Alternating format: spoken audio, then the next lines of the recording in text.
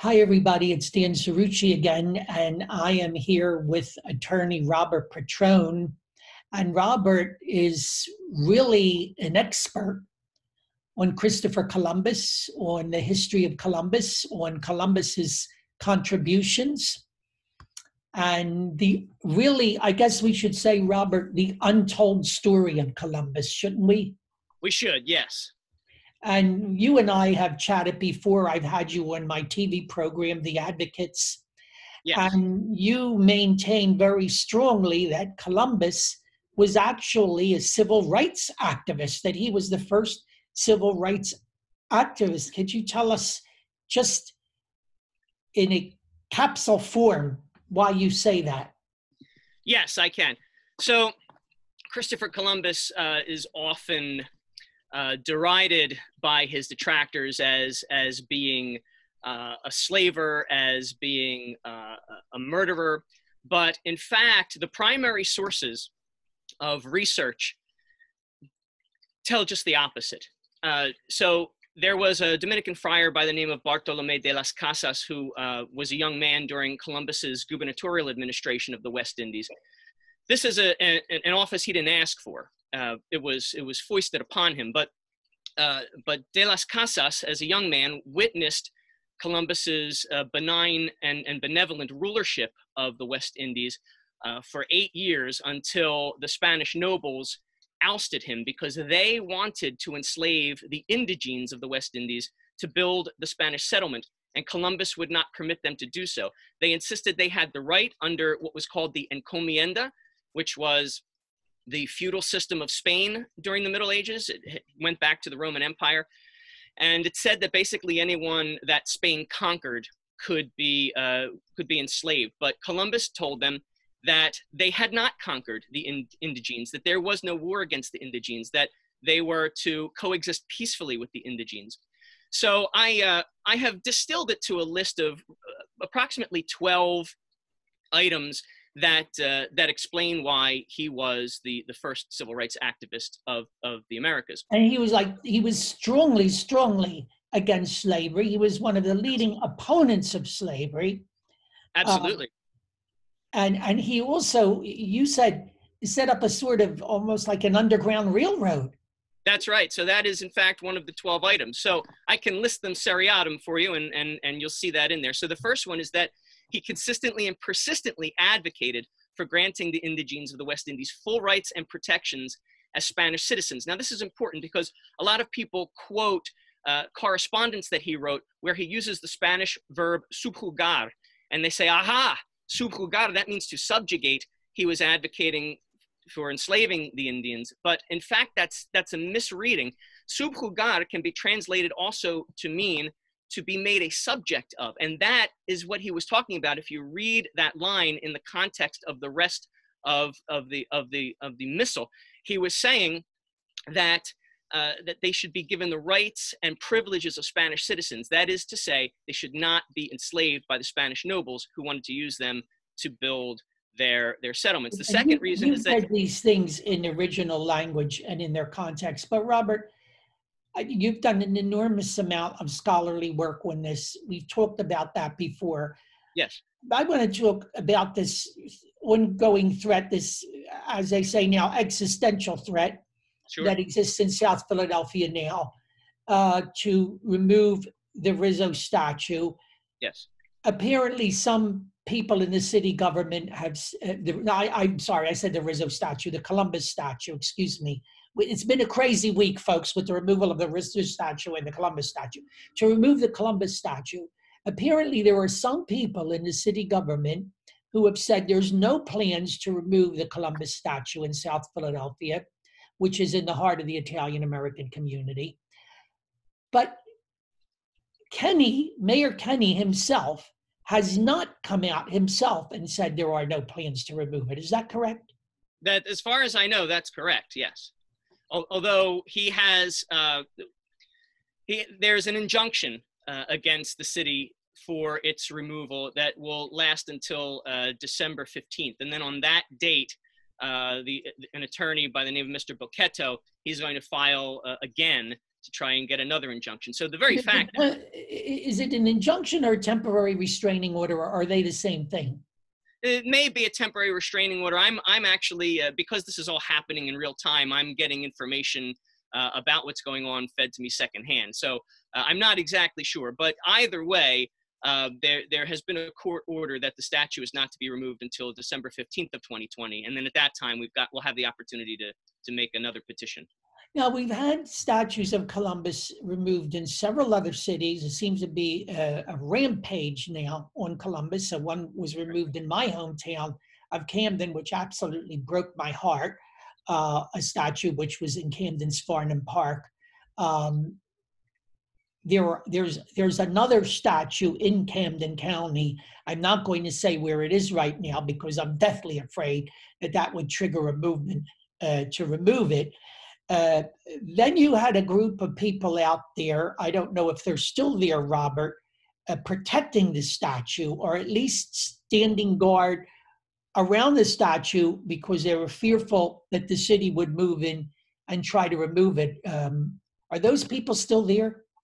Well, I haven't been there this morning, but as of yesterday, they were there. And as of yesterday, Kenny had vilified them as vigilantes and called them a danger to the city. So apparently protectors of city infrastructure are a danger to Kenny's Philadelphia. It's a sad situation. And explain for us the meaning, the importance, why in particular in South Philadelphia, they're so passionate about this, because while it may be evident to you and I think there are a lot of people who don't understand this. The media has certainly not covered it very well. And there are a lot of young people that don't have any knowledge of the history of the Italian-American community of South Philadelphia. Sure. So the statue was actually a gift from an Italian sculptor in the 1870s to celebrate the United States' centennial. And it has stood in Marconi Plaza ever since. As a matter of fact, my great-grandfather laid the stonework in Marconi Plaza. So I have a particular sentimental value attached to the plaza itself. But the statue was a gift from this Italian sculptor. And it was on behalf of the Italian-American, on behalf of Italy for the Italian-American community in Philadelphia. At that time, they were very populous in South Philadelphia. And I don't think that at the time that it was gifted, it was really thought to be a symbol of civil rights, because, civil rights wasn't really an issue in the 1870s so much. But as time went on and civil rights became an important issue in our country, the primary sources bear out that Columbus was a shining symbol of that. And so the original importance was as a symbol for the Italian-American community and their contributions. The modern symbolism of the statue is representing the civil rights of all human beings. And in between there is the symbolism that Columbus represents, the bringing of Western culture to the Americas. And this, I think, is what a lot of modern academics take issue with, because they see Western culture as an evil thing. They see the country as being founded in the 1600s rather than the 1700s on the backs of slaves. But this is a false narrative, and there are two sides to every story. But to paint it that way simply isn't true. In fact, Columbus initiated more than 500 years of cultural, economic, and political relations between the old world and the new, commencing a perpetual exchange of science, technology, law, commerce, art, music, literature, and most importantly, people, benefiting and enriching the globe from pole to pole. So those are the three symbolisms of the statue, and none of those should be discounted. And before the Columbus Day was made a national holiday, I think it was on the centennial of Columbus's voyage under President Harrison. Even before that, people were celebrating Columbus. Oh, yes. The celebration of Columbus goes back a long way. Goes back a long way. Our founding fathers celebrated the anniversary of Columbus's arrival in the New World, and the way it really sort of became part of the zeitgeist of colonial America was through an African American girl who was 14 years old. She was a poetess, and she wrote a poem about Columbia, which was supposed to be the American version of Britannia. And so Columbia was, of course, named after Christopher Columbus. And she published this, she sent this poem actually to George Washington, who was general of the colonial army at the time. And he so loved the poem that he had it published widely. And that sparked poems and songs and literature regarding Columbus and Columbia. And that's how Columbus became part of the American fabric. This poem written heralding Columbus by an African American. That's correct. A free African-American girl, 14 years old. This is an amazing, amazing story. And yes. I don't think a lot of people understand this, Robert, that when we celebrate Columbus Day on October the 12th, of course, now it's been made a Monday holiday, which I disagree with, but be that as it may, as far as I know, it's still a national holiday. When we celebrate Columbus Day, we are celebrating the day. We're not celebrating Columbus's birth or death. We're celebrating the day that he discovered the New World. Is that correct? That's right. That we're celebrating the day that one of his sailors saw from the perch on the top of the boat an island in the Caribbean, and he yelled out "Tierra, tierra," which is Spanish for land, land. And it turned out to be an island that they named San Salvador. So Christopher Columbus named the very first island that he encountered in the West Indies after Jesus, after the Savior, because he was very, very religious. And this is one of the reasons why he was adamantly against slavery, because he, just like the abolitionists of the South in early America, and just like Reverend Dr. Martin Luther King was an avid a Christian, and he believed that slavery went against the Bible. Now, Robert, I recently took a trip to Norway where I learned about the Vikings, and they explained to me that the Vikings discovered the New World. What's that all about? Well, it depends on how you define the term discovery. I mean, technically, the indigenes who migrated to the North and South American continents from Asia during over ice bridges that were formed during the Ice Age. Technically, they discovered America, but they didn't bring it to the attention of the wider world. They settled, colonized, if you will. See, that's a term that, it's almost anathema to use. But, if you really think about it, the indigenes were themselves colonists. And they fought over land. This tribe ousted that tribe through warfare and so forth. And then later, there is evidence of Roman swords off the coast of the Carolinas, which is evidence that possibly the Romans had even sailed across the Atlantic and landed on the North American continent. But again, they didn't bring that information to the wider world, or if they did, it was lost to antiquity. And then there is evidence that the Nordic people had arrived, but those settlements that they formed were largely temporary. Well, they were all temporary, and they were largely for lumber. They came, they got some lumber, they left. And again, they did not bring this information to the rest of the world. It was Christopher Columbus who, when he arrived in the Caribbean, wrote back to the King and Queen of Spain and said, you're not going to believe what we just found. Now, he, of course, had thought that he had arrived on islands just off the coast of the Indies, or that was the general term that they used to refer to the East. Right. And in a sense, he was correct, because these were islands that were populated by Asiatic tribes that had migrated there. What no one expected was that there would be two continents between these islands and mainland China. But that, that's another story. It took a very long time before civilization realized that. But he brought the information of these islands to light. He brought it to the rest of the world. And that's the sense that we use when we say he discovered America. Because it's like if a tree falls in the forest and nobody's there, how do you know it happened or that it was? Okay, at That's a that very good time, analogy. at that time. And he promulgated this to, if we could use the term, the civilized world at that time, to the civilized world, or the Western. The West, yeah, civilization comes in many forms, you know, What became Western civilization. and what Columbus's discovery in that sense did was he merged these two civilizations. There was this exchange, this cultural exchange that existed ever since.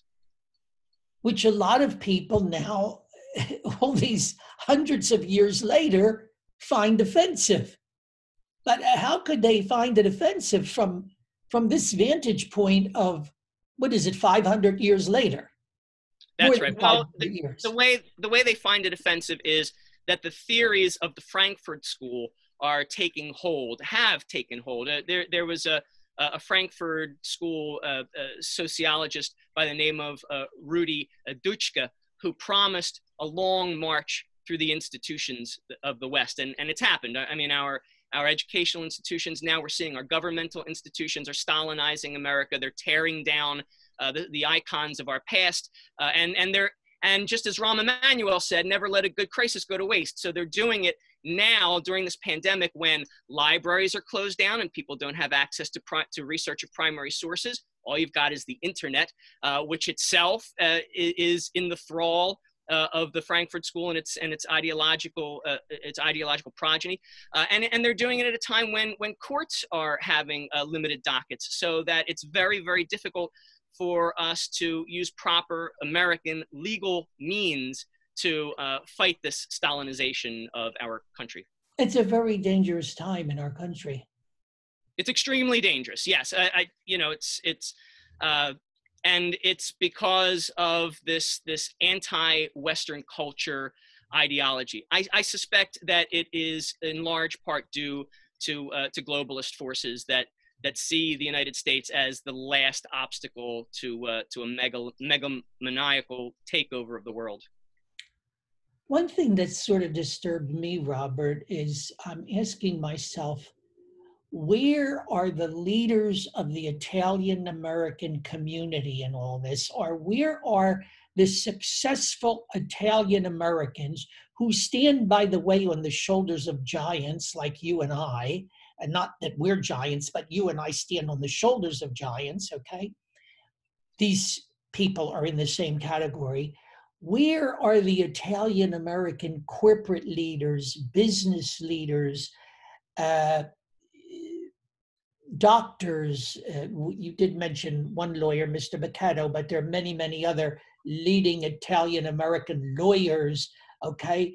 The so-called, as the Jewish people would say, the so-called mockers, okay, of the Italian community, Italian American community. Why haven't they stepped forward visibly and strongly and to champion saving Columbus and his day and his monuments? Where are they? There are a number of reasons. First of all, there are prominent people, and many of whom are Italian Americans, who are behind protecting the statue. Jody Della Barba, who is a member of the 1492 Society, she is actually the person who acquired the services of Mr. Bocchetto. So she is really a champion, and without her, we could do that. But to address your wider question, look, I think there are two reasons. First of all, Italian Americans represent the American dream. We came here penniless. They called us the N-word.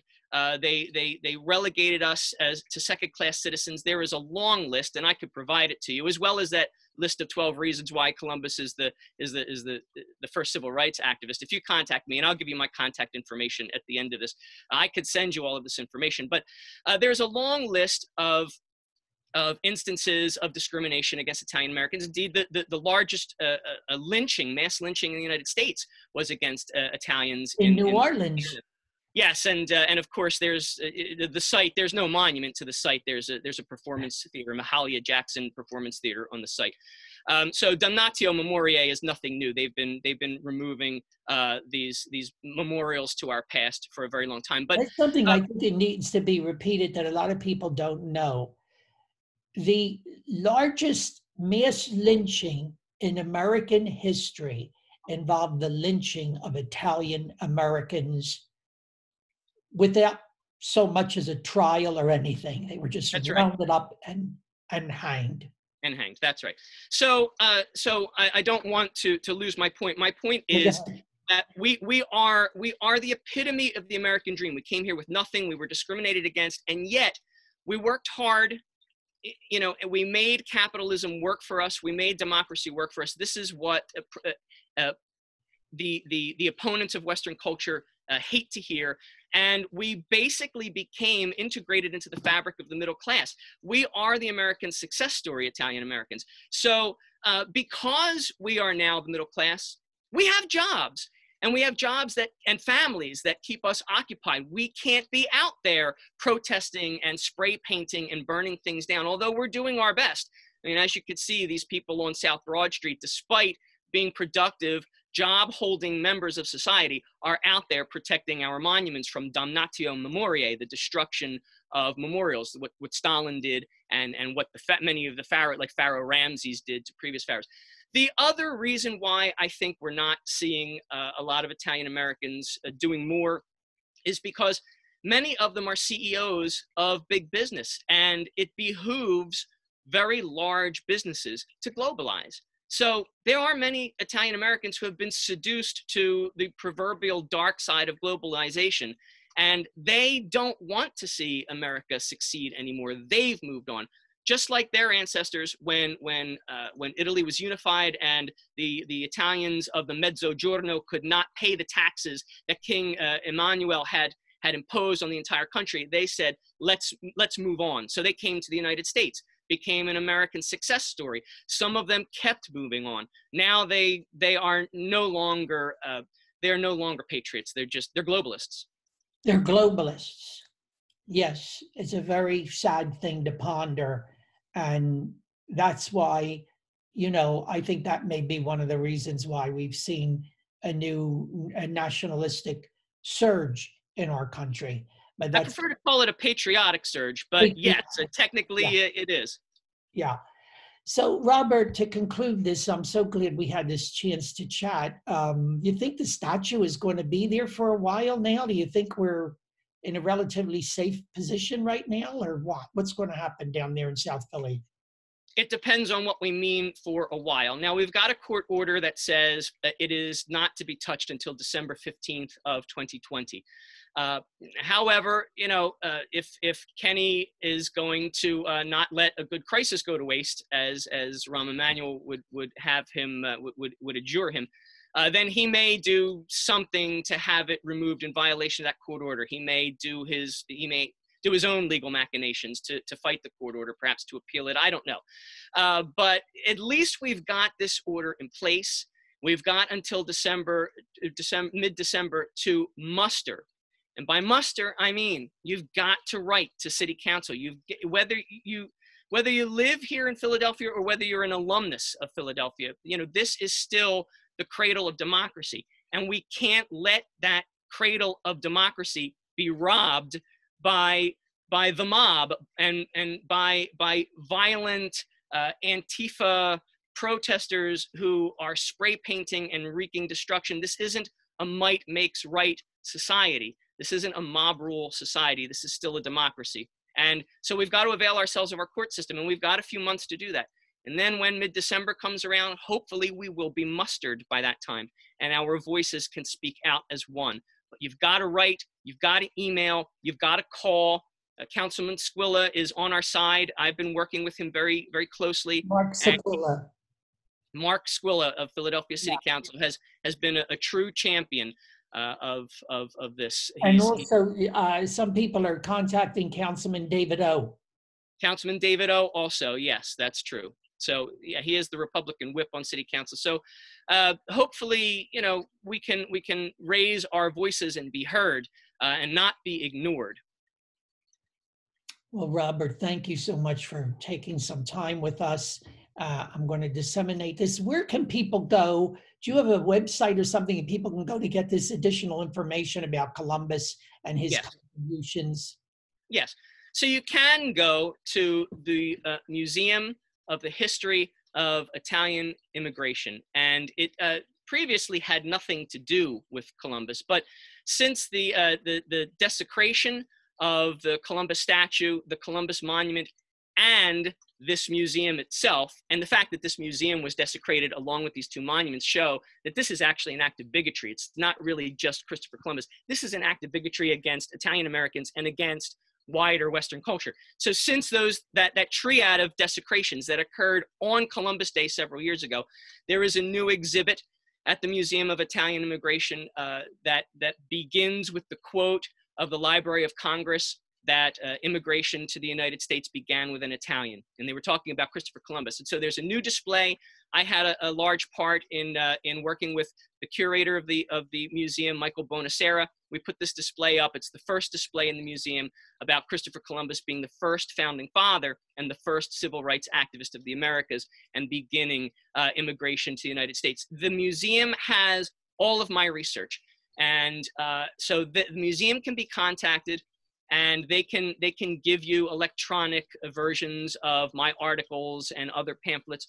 And in the alternative, I can be contacted. And so if you would like to get the information directly from me, my email is Robert Petrone, RobertPetrone, one word. It's my name, Robert Petrone @yahoo.com. And that's the one I use for these and the history of Italian Immigration Museum, which is in South Philadelphia, and I've spoken as well on my program to Mr. Bonacera, and they have a website as well. Yes. So Robert, thank you for, I hope we get a wide dissemination on this so that people can better understand the meaning of Columbus, what he actually did, who he actually was, and why he is so important, and why people feel so passionate and they're fighting to preserve his monuments and fighting to preserve such an important part of our history and our culture. Thank you. Well, you're welcome, but the thanks really goes to you, Mr. Cerrucci, because you are giving us a voice. You are a true champion of this cause, and in turn, you are a true champion of Western culture. And so for that, we thank you. Well, I take no credit for that, but I don't have all the knowledge that you do, and the research that you've put into this, Robert, is very, very impressive. And I'm sure we're going to be talking again. Thank you so much. All right. Thank you. Bye-bye. Okay, bye.